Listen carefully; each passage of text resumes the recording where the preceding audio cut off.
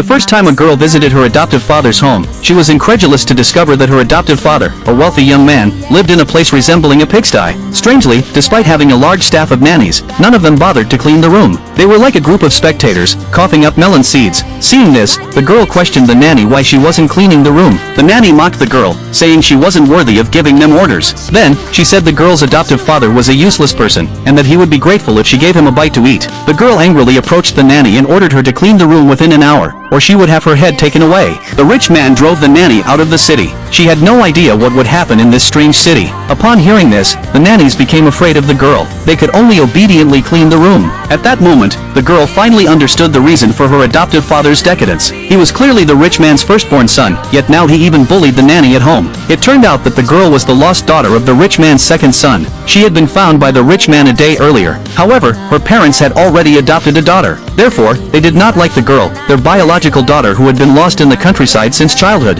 They were also afraid that the girl would compete with the adopted daughter for the family fortune. So, the second young master. The master refused to acknowledge the girl as his daughter. The richest man had no choice but to ask the girl to choose one of the other three young masters as her adoptive father. To compensate the girl, the richest man also promised to give her a 10% stake in the company as a gift. Upon hearing this, the third and fourth young masters immediately began vying to be the girl's father. Of the four brothers, only the second young master held 18% of the shares. If the girl chose them, they would have a better chance of inheriting the richest man's company. However, the girl didn't choose either of the two young masters. She unexpectedly chose the eldest young master, an alcoholic with disabled legs confined to a wheelchair. The girl was stunned by her choice. The young master was not only a decadent loser, but also not well liked at home. Yet, the girl insisted on choosing him as her adoptive father. She knew that the seemingly decadent young master possessed business talent and was the only person in the family who cared about her. It turned out that the girl was a reincarnated being. In her previous life, she suffered immense torture upon returning home, which left her with no desire to live.